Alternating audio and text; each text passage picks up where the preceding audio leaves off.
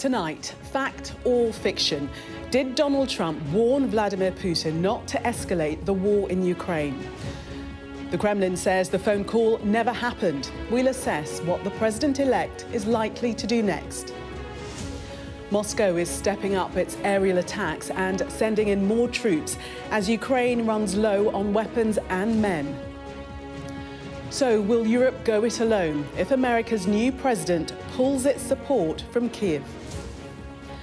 Also coming up, Saudi Arabia's Crown Prince demands an immediate end to Israeli military action in Gaza. We'll be live in Riyadh. Plus, the digital replica of St. Peter's Basilica created with AI. We'll discuss how technology is helping to conserve the world's most famous monuments. That's all coming up on The World with me, Gillian Joseph.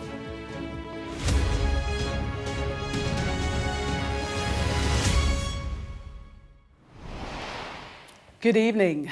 You can tell a lot about a leader by the people he chooses to surround himself with.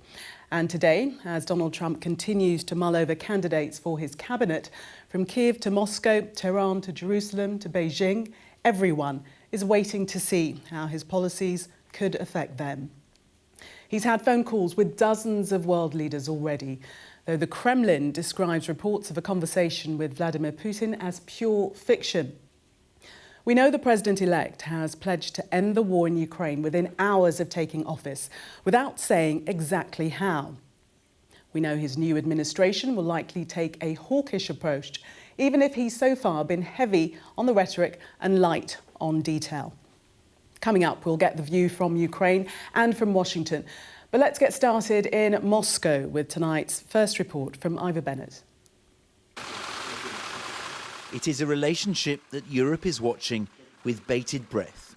Two strongmen who are reportedly talking again. Donald Trump is said to have spoken with Vladimir Putin the day after his election win last week. He apparently urged Russia's leader not to escalate the war in Ukraine. If that's true, it doesn't seem to have worked. Russian air attacks there last night killed 6 people, according to local authorities. Reports, too, of an imminent new offensive. But just when Ukraine needs Western support most, there are fears US aid will be cut once Trump assumes office. Commemorating other wars in Europe, Kyiv's allies remained upbeat. The message from France and Britain: don't jump to conclusions. I expect a President Trump-led administration to recognise that it is in America's interests, it's in NATO's interests, it's in the interest of all countries that believe in the international rules-based order and a stable and secure peace that Putin does not prevail.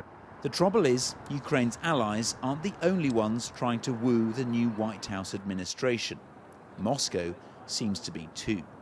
The Kremlin's denied the reports of a call, saying they're pure fiction and that Vladimir Putin has no concrete plans to speak with Donald Trump at present. But words and actions don't always align here.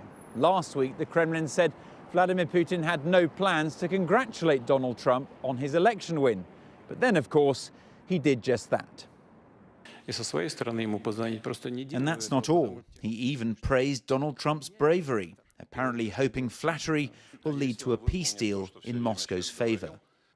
But what do Russians think will happen? Will Trump live up to his promise to end the war soon? Trump is a businessman, so there is a glimmer of hope that he will abandon the military methods of escalation and perhaps the situation in Europe will improve. This was part of the election campaign. He doesn't control everything himself. There's still a complex political machine. He is the president of the country that started this all. I think he will support the interests of his country. They were not in our favor from the beginning. Perhaps the only certainty of the next Trump presidency is that it's impossible to predict.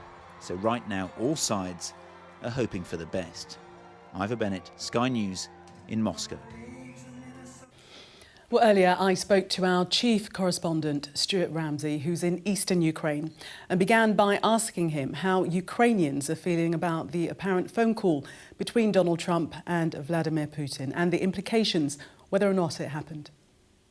People are very worried about what is going to happen. Obviously, critical for them is what happens in the future in terms of supplies, military supplies, but also what happens if, for example, some sort of ceasefire was forced upon Ukraine, and what would happen to the territory currently held by Russia, and will more have to be given to Russia. So these are all the things that are worrying people about what has happened, because they just don't know how this is going to develop. I think it's interesting. I've been talking to the military a lot over the last few days. They point out that, look, there's a lot of talk, there's a lot of discussion taking place, but we don't know what the future is. All we know at the moment is that we're in the midst of a war, and we're going to continue fighting whatever the politicians decide in the future. I would say, though, and this is something that I've taken away from my last few days of chats with them, is that the Ukrainian military is definitely in trouble. They're not getting the sort of supplies that they need. There's obviously concern that those supplies could dry up. I think a critical point is that they're simply running out of infantry. They're having to use American tanks in infantry manoeuvres just to support the men, because they just don't have enough, literally, bodies on the ground to carry out offensive attacks. Their defence is pretty good and well dug in, but they just have this massive problem with numbers of infantry. And that makes the supplies, particularly from the United States, the military supplies, absolutely vital for them. So it's quite gloomy sense, and we're getting reports that perhaps the Ukrainian positions in Kursk, that's in Russia, that they've held since August, could come under pressure from as many as 50,000 Russian and perhaps North Korean soldiers. There's reports that they are massing for an attack there. So that is really what the military are talking about, is, OK, we need to know where we're going, but we need the supplies as soon as possible. So it all adds to that sense of uncertainty that you feel here across the country, actually. And Stuart, Russia launched a drone attack overnight. What's your sense of what's happening on the battlefield? Well, those drone attacks are absolutely remarkable, to be honest. We were there on Saturday. It was the largest number of drones ever launched by Russia against Ukraine. Interestingly, on the same night, Ukraine also launched the largest number of drones against Russia as well, but it was minuscule in comparison to the Russians. We were with the air defence forces. Now, they're using very old-fashioned weapons to actually try and shoot these drones out of the sky. The unit we were with saying that they get about 30%, which is not great if you're trying to defend cities. And I have to say, we were in Sumy, the city. It is constantly attacked. People have got used to them, I suppose, but they're very scary, and they attack all of the major cities. And it's a sort of new development, this, in warfare, this use of drones, which all sides are using. But as I say, the problem for the Ukrainians is that they're trying to defend it with old weaponry, literally in fields, shooting what they can from the radar trackers that they have. And I say on the Saturday, when you had this large number of drones coming across, all of their tracking, they're sort of like iPads, are just absolutely full of the drone images coming towards the cities, passing overhead, and they, from these fields, over large areas, are firing into the sky, trying to knock them out. So it's a development within this particular war, and it's one that is very difficult to stop, and the Ukrainians are really struggling with that, just simply by the volume of these drones that are coming over and attacking, as I say, large numbers of cities across the country. Well, let's have a listen now to what the now president-elect hinted about his policy during the election campaign. Shortly after I win the presidency, we will have that horrible war between Russia and Ukraine settled. It'll be settled. I know them both very well. Get it done very quickly, maybe in 24 hours. I will prevent World War III. Europe is paying only a small fraction of the money that the United States of America is paying. And we have an ocean between Russia and ourselves. They don't. Shortly after we win the presidency, I will have the horrible war between Russia and Ukraine settled. We're going to get it settled and stop the death. I think Zelensky's the greatest salesman in history. Every time he comes into the country, he walks away with $60 billion. Billion! The first thing I'm going to do is call up Zelensky and call up President Putin, and I'm going to say, you gotta make a deal. This is crazy. Well, let's speak now to Mark Voyger, who served as Special Advisor for Russian and Eurasian Affairs to the Commanding General of the US Army Europe. That was between 2017 and 2018. Welcome to you. Thank you very much for speaking to us. Now, you served under Donald Trump, so you have first-hand experience of his inclination. Generally, overall, what's his approach to America's foreign policy? Well, Donald Trump is no doubt an isolationist, unfortunately, who would be happy to see America in many ways retrenched behind the oceans, the two oceans that he believes protect our country. And he would be willing to focus on a domestic agenda in order to deliver to his base. Unfortunately, this means less commitments to NATO on the part of the US, but also it also means that he would be willing to put pressure on Ukraine, in my opinion, in order to deliver peace, not for the sake of justice and not for the sake of restoring Ukraine's sovereignty and punishing Russian aggression, but rather peace for the sake of peace itself, so he can actually deliver what he has promised to his base. This means that come late January, we may expect him to try to offer, a deal which would only, in my opinion, be able to kind of materialize if Trump puts sufficient pressure on Ukraine, unfortunately, by threatening to withhold vital aid, as I don't think he has any leverage to influence Putin's behavior or Russia as a whole. So do you see his forthcoming presidency as being detrimental to the fate of Ukraine? It will be detrimental, in my opinion, yes, to the future of Ukraine as we know it, because, as I said, he will be more inclined to actually work with autocrats. I mean, he has autocratic instincts as a personal trait. He's isolationist, as I said, and he would also harm. This behavior would harm NATO, transatlantic solidarity, and ultimately would jeopardize the pillars of international order as we know it. I mean, he's spoken of his willingness to oversee negotiations, that they simply have to speak to each other. When Zelensky visited the United States and met with Donald Trump, he did say to him that he had very good relations with President Putin, at which Zelensky balked and said, but you have better relations with us. But he said that it takes two to tango. So his approach is that they can sit down and negotiate. There is no reason for Putin to negotiate in good faith now that he is convinced that he can actually launch counteroffensives against the Ukrainian forces in Kursk, as he's preparing to also potentially penetrate the front line or at least attack in the south, in Zaporizhia. I mean, from Putin's point of view, negotiations work best from the position of strength.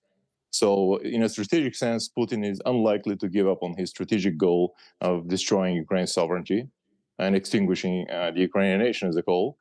He may actually, at some point, should he fail to achieve his operational goals, meaning to take those said regions, he may concede to some sort of a ceasefire, a temporary ceasefire of the type of Minsk I and Minsk II, call it conditionally a Minsk III, it doesn't matter the name of the city where it might be signed. But this will be just a temporary affair. It will be a temporary respite whereby the Russians would rebuild and reconstitute their forces and then come back with a vengeance really against Ukraine down the road, 6 months, a year, or a couple of years. But war will continue for as long as Putin continues to stay in power in the Kremlin. It's been reported that Vladimir Putin has had a conversation with Donald Trump in which Donald Trump has urged him not to escalate the war in Ukraine. Do you see that as a positive if that conversation did take place? Trump, as I said, he would try to create the appearance that he's working seriously on getting some sort of a peace deal. I just don't see what levers he has over Putin in this current situation. Yes, there will be an ostentatious sort of interaction. There will be back and forth. Putin may try to play along and use this to his advantage. I don't see Putin potentially that he will be able to negotiate in good faith and concede anything, especially that those regions that he has conquered and occupied, they are actually legally, from the Russian point of view, part of the Russian territory. And so Putin will actually be pushing hard to take additional territories, claiming that he's actually liberating those territories. I mean, as absurd as it may seem, the Russians are poised to advance and move into the offensive, and there is no reason for them to stop at this point. What would a successful peace deal look like to you? Would it mean that Ukraine would have to give up some land? In the ideal world, of course, that would mean restoring Ukraine's sovereignty back to the borders of 1991, including Crimea, obviously paying indemnities and compensations for all lives lost and the destroyed property, bringing back the children. Unfortunately, politics is the art of the possible, not of the desired outcomes. At this point, a peace that might work would rather look like an armistice and then freezing the conflict along the line of conflict is in the front line, and then in the hope that Ukraine will get enough aid from NATO, from the European partners, or from some democracies outside of Europe, for example, Japan, Australia, South Korea, etc., so it can actually rebuild its forces over the course of the next couple of years. Again, use this also as a temporary respite, and then be able to withstand a further Russian attack down the road or reclaim its national territory. Mark Voyger, thank you very much for speaking to us, former Special Advisor for Russian and Eurasian Affairs to the Commanding General of the US Army. Well, less than a week after the US election, we're getting an early picture of Donald Trump's new administration as he prepares to go back into the White House in January. Our US correspondent Mark Stone is in Washington, D.C. for us. And Mark, we're starting to get a sense of what Donald Trump's cabinet will look like. From the names being touted, what should we expect on Ukraine specifically? Well, look, I was fascinated by the interview you just did there. And I thought what was interesting is that the last answer he gave you there, which is a freezing of the conflict, some sort of an armistice, a freezing down the current front line, wherever that would be at the point at which the deal is done, is, I think, what Team Trump would argue, precisely what they're calling for. Now, how do you get to that point? That is the key question. And what do you have to give President Putin? What assurances does Trump have to give Putin in order to make that happen? I think that's the unanswered question. But Trump's, an optimist's view of what Donald Trump is trying to do is stop the killing. Trump has said that himself. The question is where that goes. Now, Trump is an isolationist, yes. He's not an ideologue, though. He is a pragmatist, and he likes to win. And I don't think we're going to see a scenario over the next 4 years, at least, where Trump presides over anything where Putin is seen to have won. But Trump is all about short-termism, not long-termism. So we could get to a situation where the killing stops, the front line is frozen. For 4 years, Trump looks like the hero who has made peace. But then what happens down the line? Trump's out of here in 4 years' time. Putin, maybe not. So longer term, it's hard to know quite what it would mean for Ukraine. Mark, we've already had some names announced today, haven't we? Yeah, some really interesting names that I think we should get faces to, we should get used to. The first is Elise Stefanik. She is a congresswoman from upstate New York, Harvard-educated, a very impressive speaker, a punchy speaker, certainly on the floor of the House here in Washington. She has clashed with many people on many different issues. Only 40 years old, and she is to be President Trump's ambassador to the United Nations, taking over from Linda Thomas Greenfield, who's been a familiar face for many years in that chamber. I think on issues like Ukraine, we could see this woman clashing with her opposite numbers in the Russian ambassador to the United Nations, perhaps others as well, because it is going to be up to her to do a lot of diplomacy and a lot of negotiating when it comes to the Middle East, when it comes to Ukraine, Russia as well. So a familiar face there. Stephen Miller is a controversial character for sure. before, and he has been announced today as the Deputy Chief of Staff Policy within the Trump White House. He's been there before. You can see him there in the press room under the last Trump presidency. Now, some would call him, frankly, a white nationalist. He clearly pushes back against that, but he is an architect, or the architect, of some very controversial border policies under the first Trump presidency. You'll remember the so-called Muslim ban. That was a ban on travel from certain Muslim-majority countries. He was involved in that. And most controversially, perhaps, the architect of a family separation policy, which meant that when children and their parents crossed the border into the United States, those families would be separated. Highly controversial, and it was eventually blocked. The other person whose image we haven't got, but I think is someone we will hear a lot from, is Tom Homan, who is to be the border czar under the Trump second term. Again, a controversial person. I talk about family separations. Tom Homan is a former New York cop. He is to be the Immigration and Customs Enforcement Director, and he served 16 months in the first Trump presidency. One of the key challenges, Gillian, with Trump's immigration policy is what to do with migrants who have come here illegally, but have since had children here, because their children, because they're born in America, will be US citizens. The parents will not.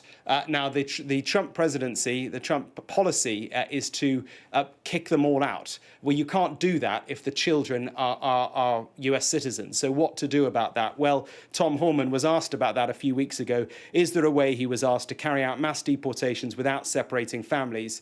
And he said, of course there is. Families can be deported altogether. So a plan there, if not to separate families, then to send their kids, who would be Americans, away out of America as well. Highly controversial, but this is Trump 2.0. Mark, what of Donald Trump's enemies? We know about this famous enemy list that apparently he's drawn up. Who will be fearing what he does next? Well, look, I think the first thing to say is will he actually follow through on his claims that he wants retribution, or was the win the retribution that he needed, the landslide win that he got only a week ago? It feels like longer, but only a week ago. But I'm looking down the list here of people who could be fearing some retribution. And in the legal realm, there is Letitia James, Arthur Engoron, Alvin Bragg, Jack Smith. These are the characters who presided over the various different court cases against Donald Trump. He has said in the past he would like to take them to court.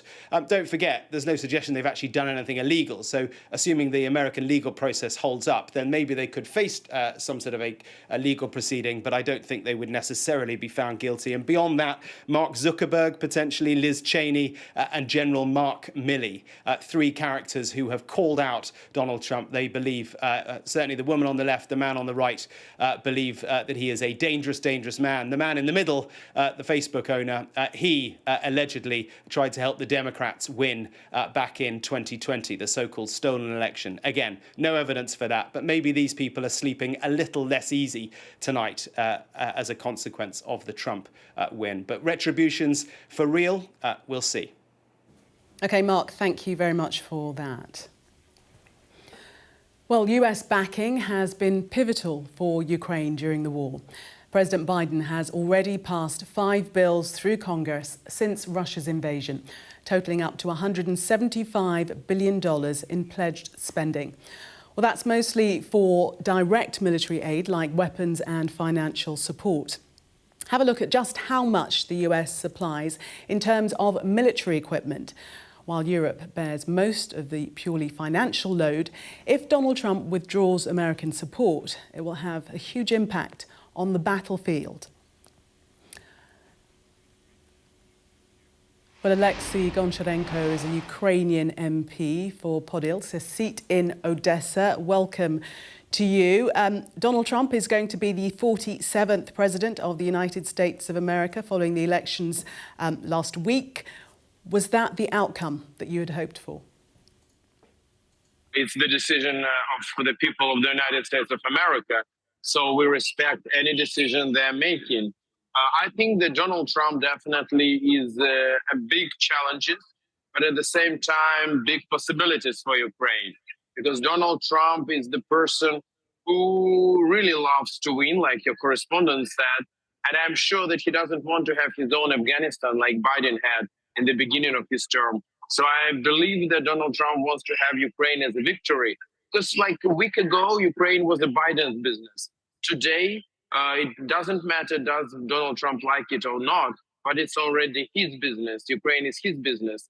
And defeat in Ukraine will be his catastrophe, and victory in Ukraine will be his victory. So I'm sure that he wants to be a winner, not loser. And that's why that gives me some confidence. At the same time, the second source of optimism for me is that Donald Trump said that he will make everything he can to drop the oil prices. And definitely oil price is the main source of Russian war chest.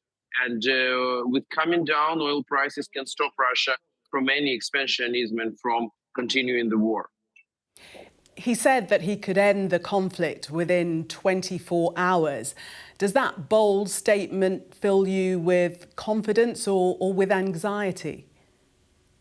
I think it's more election rhetoric because like 24 hours already left, even 72, as from the moment he's clear that he's president-elect. So it's not so easy thing to do, but we want peace. Ukrainians want peace more than anybody else in the world. So we want peace, but the peace should be really based on international order and international law to be a really long-lasting peace, not a ceasefire. And do you think that Donald Trump can bring peace to Ukraine? I think he can. Another question, will he? I don't know, but he can. Yes, he can. And how do you think he will do that? The best way is to push Russia and to show Russians that they don't have any chance to achieve goals they have, because Russia is really very vulnerable and really weak. But will Donald Trump be really very strict and tough on Russia? I don't know. Or Donald Trump will try to make a deal with Putin, which is Putin is waiting for. I don't know. We will see. And do you see it as a positive when Donald Trump says that he has a very good relationship with President Putin? I think Donald Trump has very good relationships with Donald Trump. Everything else he says, it's not a big story. And I don't think that Vladimir Putin is his friend. I don't believe in this at all. And Donald Trump will follow best interest of the United States of America. And in the best interest of the United States of America is to stop Russia, because Russia is the second biggest rival of the United States after China. And I think Donald Trump understands this very clearly. How are the people of Ukraine feeling about a 4-year term under President Trump? I think that different people have different views, definitely. But a lot of people are hopeful that Donald Trump will succeed in what he's saying to bring peace to Ukraine. I think many people want to believe in this. Again, we will see. Just watch what's going on in the world. North Korean soldiers already fighting against Ukrainians in Europe. Iranian drones are killing Europeans in Europe, Ukrainians. So these axis of chaos, Russia, Iran, North Korea, and China standing behind them are uniting. I'm sure that Donald Trump understands the threat, and I am sure that he wants to stop China and all their allies. So I'm quite optimistic about how he will do, what he will do in our situation, and that he will help Ukraine. But we will see. Oleksiy Goncharenko, Ukrainian MP, thank you very much for speaking to us. Thank you. Thank you. Saudi Arabia's crown prince and de facto ruler Mohamed bin Salman has condemned what he called the genocide being committed by Israel against Palestinians in Gaza. He made the remarks while hosting Muslim and Arab leaders for a summit in the Saudi capital, Riyadh. The kingdom reaffirms its condemnation of Israel's collective genocide against the Palestinian people, which has resulted in at least 150,000 deaths, injuries and missing people, most of whom are women and children. Well, NBC Chief International Correspondent Keir Simmons is in Riyadh tonight. And Keir, Donald Trump will be on the minds of Muslim leaders as they meet where you are. Well, that's right. Actually, three things I think are on their minds here in Riyadh. Israel, Iran, and as you say, Trump.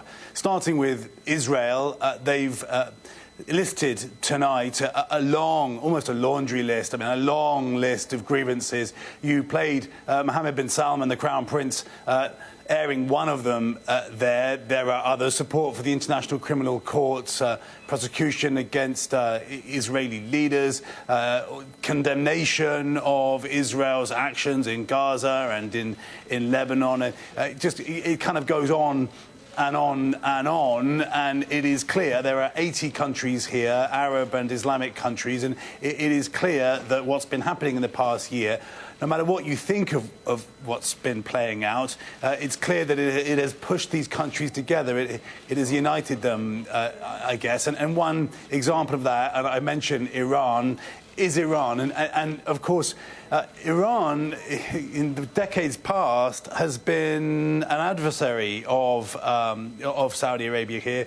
Listen to what the Crown Prince Mohammed bin Salman said at the beginning of this summit today. He said, "We call on the international community to compel Israel to respect the sovereignty of our sister country, Iran." Of our sister country. That's extraordinary when you think that in President-elect Trump's first administration, Saudi Arabia and the United Arab Emirates were at war in Yemen against the Houthis, who were backed by Iran. There's been enormous changes, and now what you're seeing is Saudi Arabia and other Gulf countries playing diplomats, softening their relationship with Iran, and not an alliance, but certainly something coming towards a kind of a partnership developing with Iran. And I think that raises an interesting question, because Mohammed bin Salman, the Crown Prince here in Saudi Arabia, describes himself as a friend of Donald Trump, and Prime Minister Netanyahu of Israel says he's a friend of Donald Trump, and says that he spoke with Donald Trump 3 times in recent days, and that they agreed, they saw eye to eye on Iran. Well, which is it? Because President-elect Trump can't be friends, or at least can't agree with both of them, ostensibly, given that they appear to be on very different trajectories. And the Saudi Arabians appear to be saying, well, not just appear, are clearly saying that they don't want to see an escalation, that if there is a Iranian attack on Israel, as has been flagged in recent weeks, in retaliation for the Israeli attack on Iran, and it goes back and back, that they don't want to see Israel launch a further attack on Iran. So there's all of that. And then I mentioned President-elect Trump, and I think all of this underscores the different kind of world that he will inherit in January, very different from 2016, and the challenges. And Mark was talking about it, and it's a parallel here, really. Mark was talking about it in relation to Ukraine and Russia. Here, too, it's one thing for President-elect Trump to say that he wants peace. It's another thing to actually achieve peace. And how do you do that when, for example, Saudi Arabia in recent months has been moving very much more towards the idea that in order for there to be a deal, for there to be a normalization with Israel, for example, there has to be a 2-state solution for the Palestinians. Okay, thank you very much for that. And let's have a listen now about what Donald Trump said on the conflict in the Middle East over the campaign trail. When I'm back in the Oval Office, we will cut off every penny of money that we send to the Palestinians and the terrorists on day one. I did encourage him to get this over with. You want to get it over with. It has to get over with fast. But have victory, get your victory, and get it over with. It has to stop. And he's telling Bibi Netanyahu, don't do this, don't do that, don't do this. All our great congressmen are there. And don't do any of these things. And Bibi didn't listen to him. You got a little dose of bad management. You got a little dose of incompetent people. You know where she is tonight? She's out partying. So Israel is attacking. We got a war going on, and she's out partying. At least we're working. Well, joining me now from Washington is James Zogby, founder of the Arab American Institute. Good evening to you. What do you make of Donald Trump's approach? What do you think it will mean for the Middle East when he is in power as president? I was going to try to come up with a funny answer that would, but I'll let it go. I think none of us have any idea other than to figure that Donald Trump is still Donald Trump, and that what we saw in the first 4 years we should see again. Impulsiveness on the one side, a strong attachment to the ideological wing of his party and of his coalition, which is the religious right in particular, that sees what Israel does is completely right and is biblically or ordained. I don't think Donald Trump believes that for a minute, but I think he's inclined to agree with that. He will try to do whatever Joe Biden didn't do. He'll struggle to further isolate Iran. He'll come into conflict, I believe, with Saudi Arabia and the UAE, who have been allies of the Trump administration, or tried to be, because they, dealing with the chaos that exists in the region that has been the result of everything from the Iraq war to the present, they have attempted to sort of create some stability on their own by reaching out to Iran. The U.S. policy has been to work Arabs together with Israel to isolate Iran. And the Arabs are saying, that's not going to work for us. That's not what our people want. That's not what we want. And we want to have a relationship with Iran that builds some kind of strategic partnership in the region. I think that there's going to be problems for Trump. I think that Trump will make problems for the Arabs, including those who've been friends of his. But I don't see him doing anything in the way of making a breakthrough at all, because what he wants to do simply flies in the face of reality. He's not going to make peace. He's not going. Palestinians will not be getting their rights anytime soon. There will not be a new expansion of the Abrahamic Accords. And Netanyahu is going to continue to be Netanyahu, and Trump's going to continue to be Trump. And there's trouble signs ahead. He's famously said that there were no wars during his tenure, that he's going to end the war in Ukraine within 24 hours. Will he be adopting that same philosophy towards the Middle East, in Gaza, in Lebanon? Well, I don't think that Ukraine is going to settle for giving up a large chunk of its territory for peace. I just don't think that's going to happen easily, nor do I think our European allies are going to agree to that. And so there'll be problems on that front. I think that on the Palestinian-Israeli front, there weren't wars, but there sure were the seeds planted for the wars we're having today. I mean, settlements expanded. There was literally, Israel got a blank check on everything. We stopped funding for Palestinians, completely stopped funding for Palestinians for a number of years, shut down their office. There's no diplomatic relationship that we have with them at present. We don't talk to them. They don't talk to us. Biden has continued that. He allowed the annexation of Jerusalem and the moving of the capital and the annexation of the Golan Heights. So for Donald Trump to say there was no war when I was in office, when what he did was he planted the seeds for the wars we're having right now, is the reality. So I don't want to use, I think it's an unacceptable term for television, but it's bullshit. I mean, what he says simply does not comport with reality. And I'll apologize on your behalf for that language. I would use the French, but I don't think that's acceptable. Here's the point. There is no relationship between what Donald Trump says he wants to do and what, in fact, he can or will do. And I think we're stuck. We're stuck hoping against hope if you think it'll be any different. So you see no reasons to be positive regarding the state of the Middle East? You don't think Donald Trump will at least try to end the conflicts? The question is, how do you end the conflict? The only way you end the conflict is demand a ceasefire, and if Israel doesn't agree to a ceasefire, which they haven't, I mean, they've been laying out plans for Gaza. I don't know if you've seen them. They have a map of Gaza where, the top part is completely, it's a buffer zone, and they will soon be putting settlements, I believe, in that area.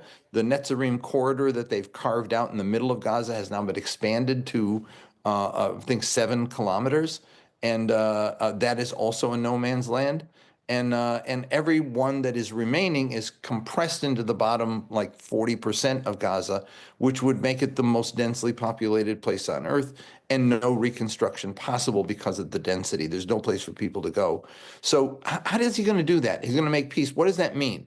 And so it's a point where the bluff runs up against reality, and I think reality wins. Unless he's willing to take tough decisions to stop Netanyahu, to cut weapons until Netanyahu complies, to honor the red lines that have been laid out, which is you cannot evict people from Gaza, you cannot annex the territory in the West Bank, you cannot continue to do what you're doing to deny humanitarian aid. Until that's done, I don't see where peace comes from, unless it's the peace of the graveyard, in which all Palestinians in Gaza ultimately die or leave, and that's what we get. So, saying you want peace is one thing, but honoring the conditions you have to meet to get peace, that's something else. And frankly, I don't see him interested enough in the details or committed enough to taking the steps to get there to make it happen. And as long as he has Elise Stefanik in the UN and Jared, his son-in-law, still apparently managing the Middle East portfolio, I think it's going to be same old, same old. Dr. James Zogby, you paint a bleak picture, but thank you for your insight. Thank you. Reality is always better than bluffs. I'm sorry. Thank you. Thank you. This is The World with me, Gillian Joseph. Next up, with several world leaders staying away and a shift in US climate policy forecast, is there any hope of progress at the COP meeting in Azerbaijan?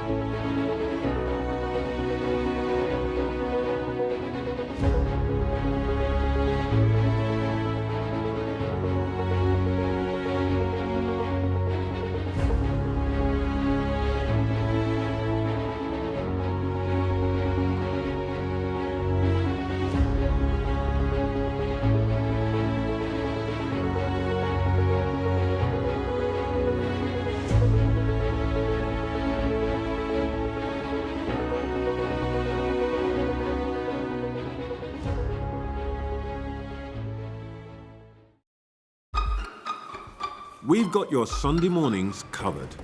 From the front page and the sounds of the streets to the voices of the people who make the major calls and big picture politics beyond Westminster. We'll put you at the heart of our story. A new start to Sunday. I'm ready. Are you? Join me, Trevor Phillips, Sunday mornings on Sky News. Welcome back. Donald Trump's return to the White House is, of course, cause for concern amongst climate observers. From drilling for oil to outright denying climate change, here's a hint of what you can expect from the incoming president. We will drill, baby, drill. Drill, baby, drill. Can you believe what we're doing with the electric cars? All electric. Nobody wants them. Oh, we want all electric.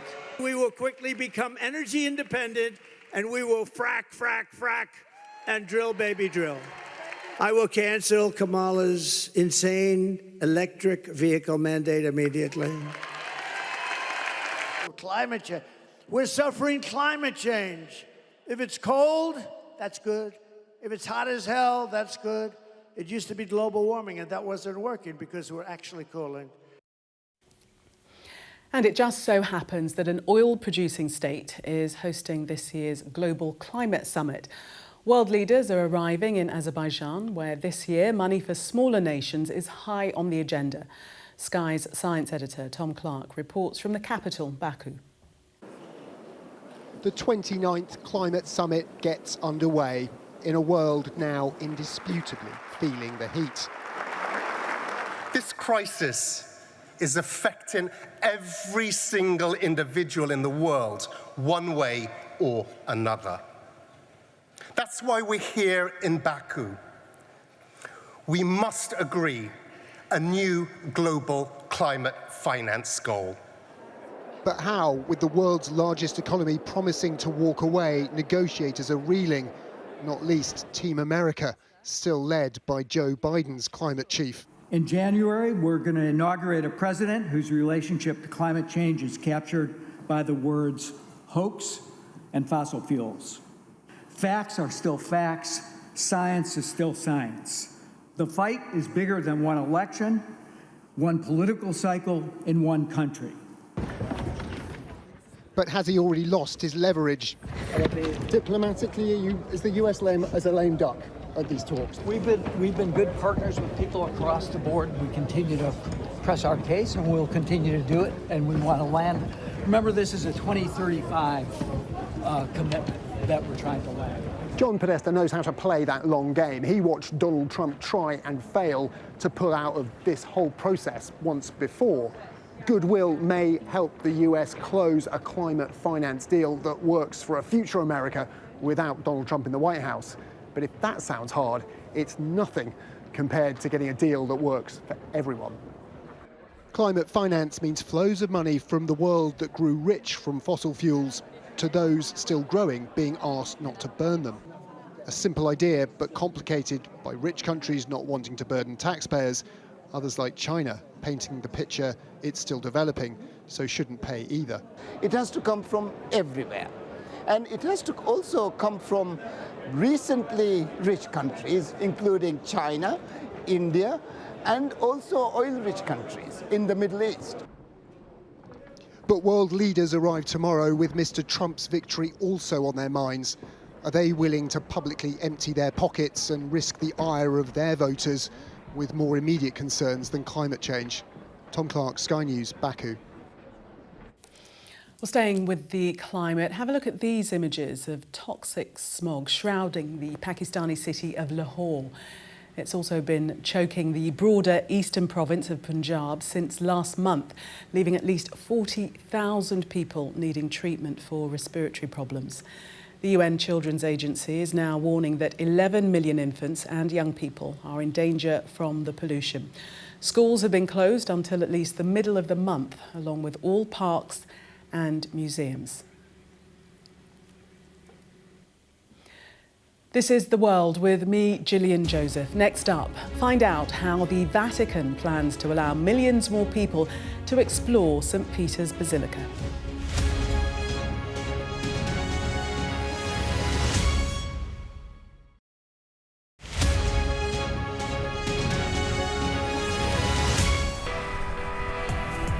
I'm Stuart Ramsey, and I'm Sky's chief correspondent. Free wherever you get your news. I'm Mark Stone and I'm Sky's correspondent based here in Washington, D.C. Sky News, get the full story first. I'm Katie Spencer and I'm Sky News' arts and entertainment correspondent. I'm Lisa Dowd and I'm one of Sky's Midlands correspondents. The reason I do this job is because you never know where it's going to lead. Weeknights on Sky News. This is your chance. Tell people. Welcome to the Politics Hub. Our police force has apologised. If you want to find out about Grimsby, you come to the docks. I'm live in Jerusalem. Are you not concerned that that could lead to all-out war? Hello there, good evening. There are fears of an upsurge in violence. What's at stake here? You are watching the press preview, a first look at the front pages as they arrive. Jubilation in the streets, while some emotional. This is a political victory for Prime Minister Modi and his Hindu Nationalist Party. I'm Neville Lazarus and I'm Sky's reporter based in Delhi. Companies like these are helping India in its trajectory to be a serious player in space exploration. Sky News, get the full story first.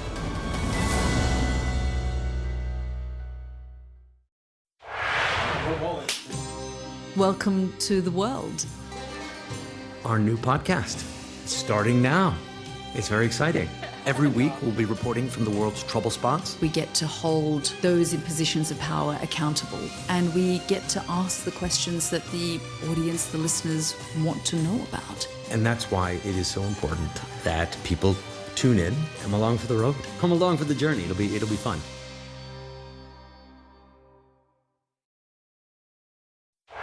I'm Alex Crawford and I'm Sky's special correspondent based in Istanbul. We aim to be the best and the most trusted place for news.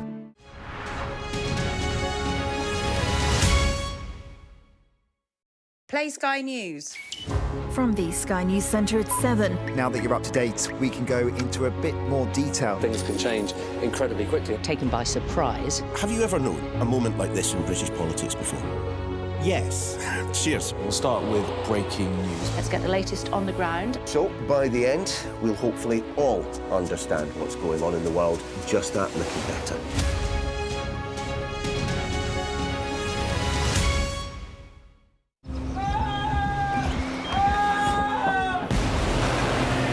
The most significant day of this conflict. They keep telling us that they want aid. And this is what's left of it. Tanks, heavy vehicle. Why only in America? People want their country to work. Just want a job in a normal life. Why are these homes empty? I want you to be honest with people. That has happened within minutes. Sky News, the full story first. Free wherever you get your news. Now, imagine being able to restore the world's most important monuments before they even start to crumble. Have a look at this image, the famous St. Peter's Basilica. Drones, cameras and lasers were used to take more than 400,000 detailed images and create an exact digital replica, including all of its mosaics, frescoes and sculptures.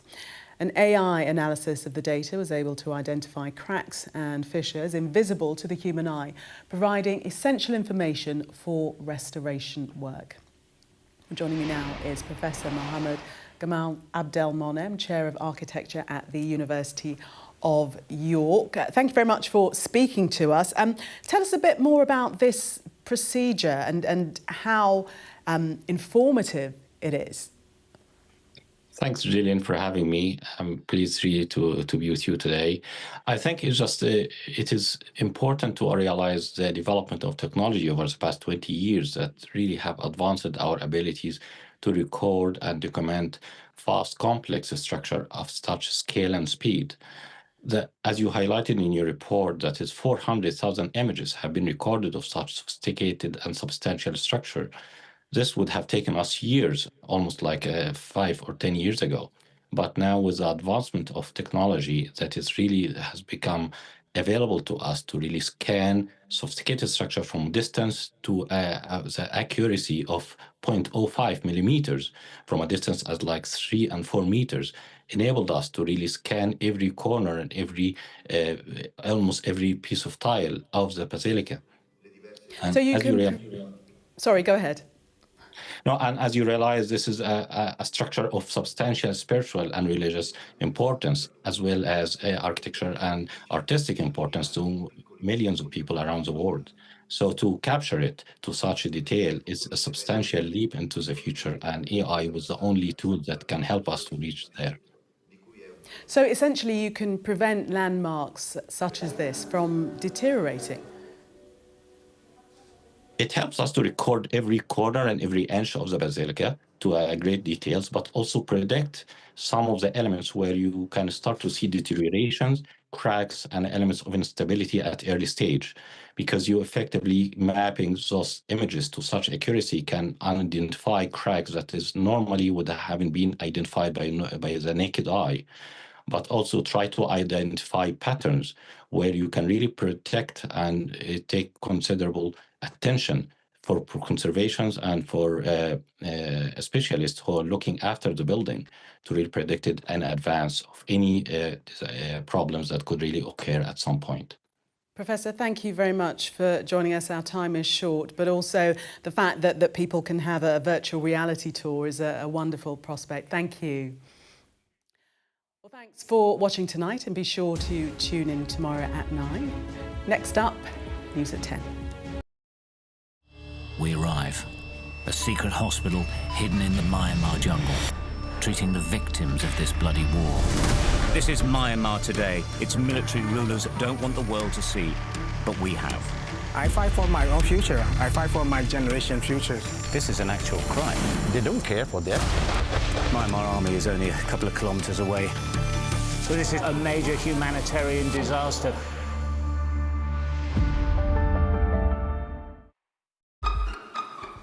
We've got your Sunday mornings covered.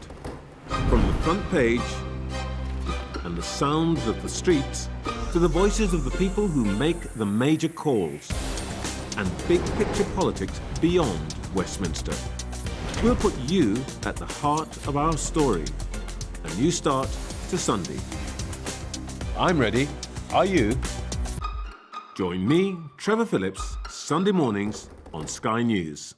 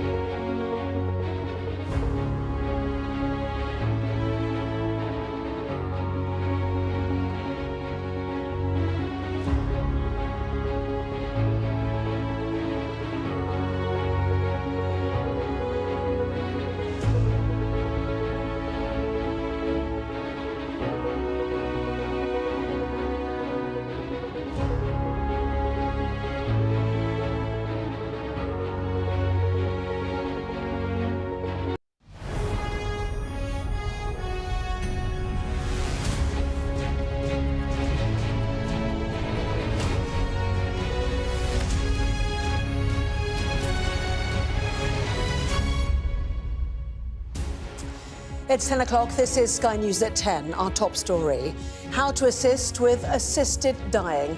The details of how the terminally ill would be allowed to take their own lives. This MP's bill will be published tomorrow. It would involve the self-administering of medication and long prison sentences for anyone coercing someone against their will.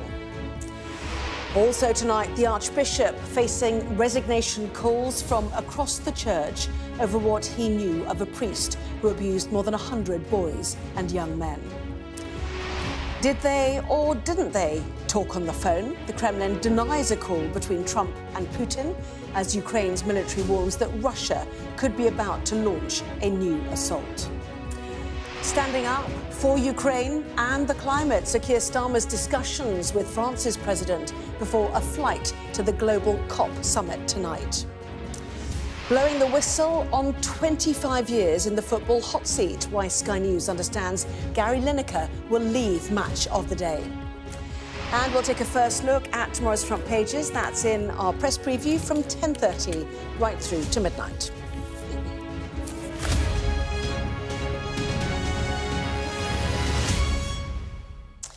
Hello, good evening. Terminally ill people seeking to end their own lives would have to self-administer the deadly drugs under legislation to be published in Parliament tomorrow. MPs are getting the chance to decide whether to change the law on assisted dying in England and Wales for the first time in a decade. In details, just released, the new terminally ill adults end-of-life bill would also create a new crime punishable with up to 14 years in jail for coercing someone to end their life in this way. Our health correspondent, Ashish Joshi, has the details. I'm really passionately opposed to assisted suicide because I know what it feels like to be treated like a burden. Jamie is voicing his own fears as the country thinks about allowing people to end their own lives. My fundamental opposition comes from the fact that I think disabled people are incredibly vulnerable in society at the moment. There seems to have been an onslaught from all angles, and I think this leads to an incredibly high risk that pressure and being made to feel like a burden would lead people to take decisions they wouldn't otherwise take. But the MP behind the end-of-life bill argues that both can happen: good palliative care and the option to end your own life. Why not fix palliative care and the NHS before you add to their burden? Why not do both? Why not give people the autonomy and the dignity and the choice that they want at the end of life, and fix palliative care and sort out the challenges within the NHS? It's possible to do both, and we've got a duty to do both, actually. The details of the bill have been published. Only patients with 6 months to live can be considered. And the patient must, at every stage of the process, express a clear, settled and informed wish, free from coercion or pressure. 2 independent doctors must be satisfied that the person is eligible. The application then goes before a High Court judge who must hear from at least one of the doctors and may hear from and question the person making the application. If the patient still wishes to proceed, the medication must be self-administered. If the bill becomes law, it will be illegal, punishable by a sentence of up to 14 years in jail, to by dishonesty, coercion or pressure induce another person to make a declaration. And by dishonesty, coercion or pressure induce another person to self-administer an approved substance. There have been some concerns around the time frame with this legislation. Some MPs have expressed fears that they won't have enough time to study the fine detail. Well, that's been published now, but that won't allay concerns over the slippery slope or around palliative care in this country. There are deep divisions inside Parliament. The Health Secretary is against it, and some doctors have concerns on self-administered deaths. Assisted suicide, assisted dying is not like turning a light switch off. Often you have to drink about 3/4 of a pint, and that is, you have to do it quick, and it's caustic, and you're nervous. The details of the bill might help to ease some of the concerns of people like Jamie. Others will need much more convincing. Ashish Joshi, Sky News. Well, our political correspondent Liz Bates is in Westminster for us tonight. And Liz, a hugely sensitive issue. What is the balance in your assessment right now of support versus opposition in Parliament to this bill? Well, it's so difficult to know because it was way back in 2015. It was the last time that MPs actually voted on this issue. And of course, Parliament looked very different then. There was no hope of them winning that vote at that time. It was 330 against, 118 MPs voted in favour. 200 didn't even bother to turn up. I think it could be very different this time round. Look, there are MPs that are set in their ways on both sides, but a huge amount in the middle who are, I think, still undecided and could be persuaded either way. And the challenge for Kim Leadbeater and her supporters is to reassure those people that the safeguards are in place and that they do have enough time to scrutinise that legislation. She's already had the Health Secretary and the Justice Secretary come out and say that they won't be supporting this legislation. So all eyes will be on other big figures in the Labour Party on whether they come out in support. But this is a live debate that will be going on for the next couple of weeks here in Westminster and all over the country, because lots of MPs are asking their constituents what they think and listening very hard to their views on this issue. They don't have a huge amount of time to make up their minds because the second reading will be on the 29th of November, and that is when we will get MPs voting for the first time in this Parliament on this issue. We'll find out then what the levels of support are. Liz, in Westminster, thank you. The Archbishop of Canterbury is facing the biggest crisis in his 11 years at the top of the Church of England tonight. Justin Welby is under pressure to resign over what he knew about a priest who abused as many as 130 boys and young men over 5 decades. Those calling for him to quit include at least one of his own bishops. Our communities correspondent Lisa Holland reports. It's actually not corrupt. As leader of the Church of England, Justin Welby has presided over state occasions for over a decade. But with the Church in crisis